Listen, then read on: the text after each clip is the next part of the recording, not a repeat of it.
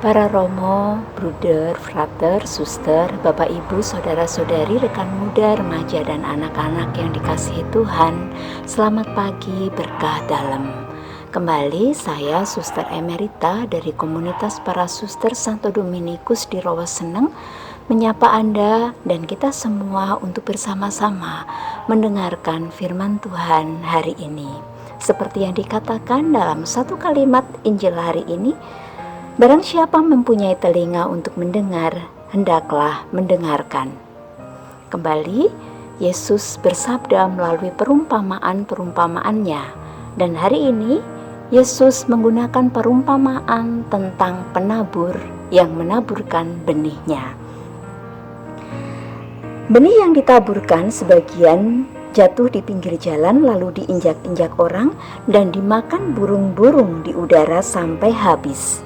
Kemudian selanjutnya, sebagian jatuh di tanah yang berbatu-batu dan tumbuh sebentar lalu layu karena tidak mendapatkan air. Sebagian jatuh di tengah semak duri sehingga terhimpit sampai mati oleh semak-semak yang tumbuh bersama-sama. Dan yang terakhir, sebagian jatuh di tanah yang baik lalu tumbuh dan berbuah 100 kali lipat. Yesus pun menjelaskan arti dari perumpamaan ini. Benih itu adalah sabda Tuhan. Yang jatuh di pinggir jalan ialah orang yang telah mendengarnya. Kemudian datanglah iblis lalu mengambil sabda itu dari dalam hati mereka supaya mereka jangan percaya dan diselamatkan. Yang jatuh di tanah yang berbatu-batu ialah orang yang setelah mendengar sabda itu menerimanya dengan gembira, tetapi mereka tidak berakar. Mereka hanya percaya sebentar saja dan dalam masa pencobaan mereka murtad. Kemudian, yang jatuh dalam semak duri ialah orang yang mendengar sabda itu dan dalam pertumbuhan selanjutnya mereka terhimpit oleh kekhawatiran, kekayaan, dan kenikmatan hidup sehingga tidak menghasilkan buah matang. Dan yang terakhir adalah yang jatuh di tanah yang baik adalah orang yang mendengar sabda itu dan menyimpannya dalam hati yang baik dan menghasilkan buah dalam ketekunan. Saudara-saudari yang terkasih, melalui bacaan Injil hari ini, Yesus sudah menjelaskan apa arti perumpamaan tentang penabur yang menaburkan benih itu. Menjadi refleksi bagi kita. Sekarang ini, banyak sekali orang ingin membuat renungan untuk dibagikan entah melalui WhatsApp, melalui Facebook, atau melalui media sosial lainnya.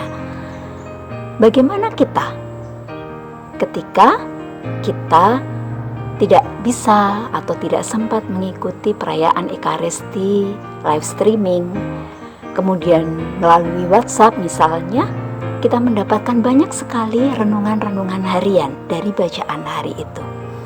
Apa yang akan kita lakukan? Atau bagaimana sikap kita menanggapi itu?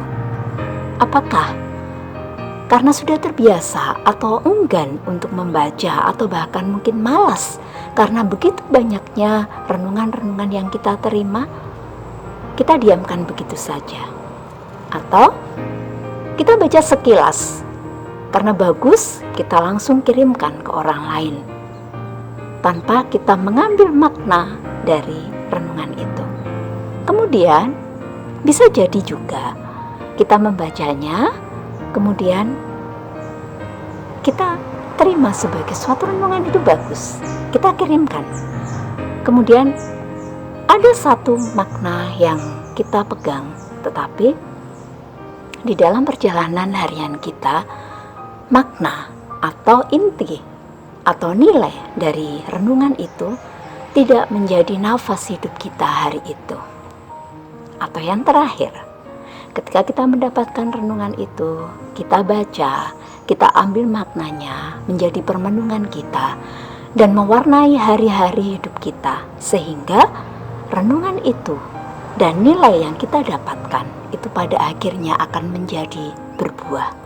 Berguna untuk kita, berguna juga untuk orang lain, dan mungkin berguna untuk semakin banyak orang yang mungkin rindu untuk mendapatkan pencerahan, rindu untuk mendapatkan peneguhan dalam hidupnya. Bagaimanakah sikap kita? Benih yang kita terima itu jatuh di tanah yang seperti apa? Atau bisa juga kita umpamakan bahwa benih itu jatuh di dalam hati kita. Hati kita itu tanah yang seperti apa? Maka marilah kita mencoba untuk merefleksikan hidup kita hari ini dengan sabda Tuhan yang kita terima. Kita hidupi, kita ingat, dan kita jadikan itu bermakna dalam hidup kita, sehingga ketika nilai itu kita hidupi, orang lain pun akan melihat hidup kita itu menjadi bernilai. Sehingga bisa jadi ketika orang melihat hidup kita, orang lain pun akan tergerak hatinya untuk mengambil nilai-nilai yang kita berikan, yang terlihat dalam harian hidup kita, menjadi nilai-nilai yang juga mereka hidupi. Maka marilah benih yang baik itu kita tanam di tanah yang baik, sehingga nantinya akan juga berbuah menjadi kebaikan. Selamat beraktivitas, selamat bertumbuh. Semoga kita menjadi berkat bagi semakin banyak orang. Berkah dalam.